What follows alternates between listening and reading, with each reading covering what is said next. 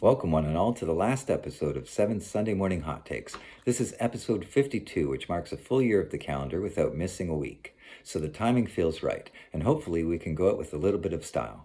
I'm the dispatcher, and because it is my last episode, I don't have to hold back any longer, and I'll just tell you how I really feel. Hot take number 1. Okay, so Randy Orton snapped and destroyed Cody with a brutal beatdown, but you know what I found really shocking this week? I couldn't believe Jackie Redmond didn't ask Jay about his attacker. Instead, she asked about the vision, and Jay replied, "They got to get got." But I think they already been done get got. And then she asked for his reaction to CM Punk's comments about his family. But no welcome back, no glad you've recovered, no lament for missing out on the chamber, and no mention of any ill will nor suspicion regarding this mystery attack that put him in a hospital. When it happened, Jacob Fatu was absolutely losing his mind about it. "You gotta find out who did it, Nick! You gotta find out who did it, Nick!" He kept shouting at Aldous from the ambulance doors. He was so upset he didn't even use any of his catchphrases. Then, days later, Sammy is super focused on investigating who's behind it and even accuses Jacob. And now it just doesn't matter. What I don't get is the booking rationale behind having a heel commit an evil act off screen and then deny it. As a writer, why wouldn't you want to collect on the heat that would generate? It really only makes sense for a mystery attacker to be a babyface. Only a babyface should be hiding their evil deeds from the audience. Hot take number 2. Here's what I was hoping to see before things went sideways with Randy on Friday night. Jay knows something about his attacker. He knows it wasn't Drew. The next time somebody accuses Drew, Jay should say, "Nah, to be honest, I know what a claymore feels like. This wasn't no claymore. It was like somebody dropped a 1D on me, man. It was like an RKO or a Cody cutter."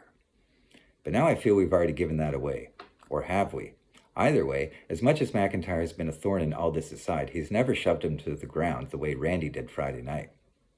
So here's where I think they've screwed this up. Narrowing the suspects of Jay and Fatu's attacker to either Orton or Cody would have created excellent suspense and anticipation for WrestleMania, with the audience knowing that one of them will turn heel, but not knowing which one. But now the cat's out of the bag. Or is it? Did Randy turn heel, or did the audience preemptively turn Cody heel? A babyface is supposed to be a sympathetic character. I didn't hear any sympathy for Cody, did you? I can't figure out if this is really clever, subtle storytelling or mediocre by-the-numbers storytelling. We'll see, I guess. Come on, Jay. There's a lot riding on your memory now. Hot take number 3. I'm really bothered by this whole situation. Let me run it back a little, please, just to get it all out of my system. When Drew attacked Fatu and Cody at Saturday night's main event, the match was already a no contest. Security guards were trying to stop it. All McIntyre did was succeed where the inept security guards had failed. You can hardly fault him for that. And then at Elimination Chamber, he didn't hit Cody with a claymore, he missed him. Cody hit his finishing move on Drew, and Randy capitalized on Cody's distraction. The exact same thing happened to Sami Zayn. And when you compare it to the damage and destruction that Seth Rollins has caused to the Vision, Breaker at the Rumble, Theory's Chamber qualifying match, and then eliminating the biggest threat in the Chamber, it really seems like a double standard. But no one will pay the price for the lack of vision. Keep in mind, Cody did attack Drew inside his own vehicle and also went to McIntyre's home to confront him. They went through 3 stages of hell, and for what? So that McIntyre's victory could be overturned on a whim? Again, there is a way to salvage all this, but it's going to take a bold commitment by WWE to stick to a clever plan that ties up all the loose ends, and I'm not sure they have it in them. Hot take number 4. Are we really going to have the winner of the Elimination Chamber versus the runner-up of the Elimination Chamber as one of the main events to WrestleMania? I think that's weird, and I wonder if it's ever happened before. I realize it's a big-name matchup, and it will sell a lot of tickets, but I don't really have a horse in this race. I don't really care who wins, so I can't get excited about it.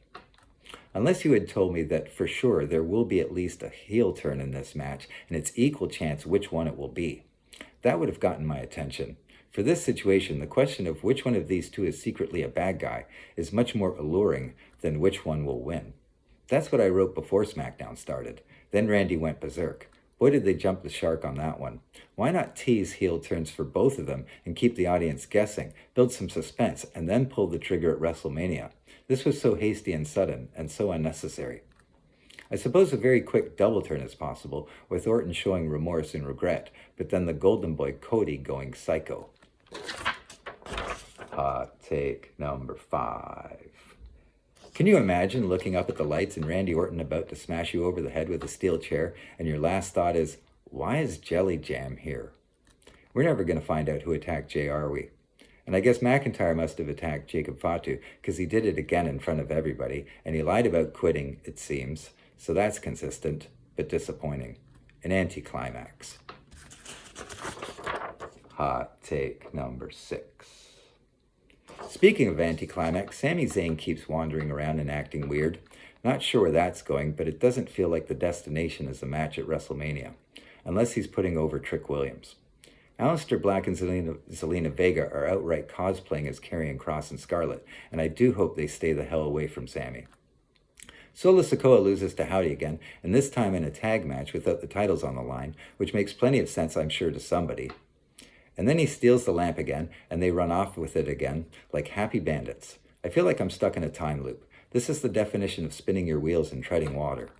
But guess who's here to make a big splash? It's the Bella Twins, suddenly, next in line, because that makes sense to somebody somewhere, but I really don't like that person. And then they ruin a match for no reason. Before the match, the segment with the Bella Twins confronting Charlotte and Alexa made me wonder if I should stop watching wrestling forever. And did anybody notice B-Fab walking away with Jade? That was like the most interesting thing that happened until Randy snapped. No, what the fuck?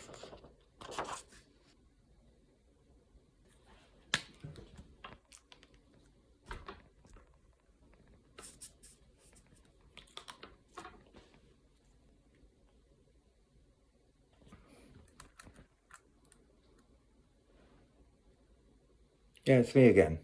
7, number 7. Really? That was fast. Okay, thanks, Lyra. Tell Bailey good luck against AJ, but between you and me, I don't think she has a chance.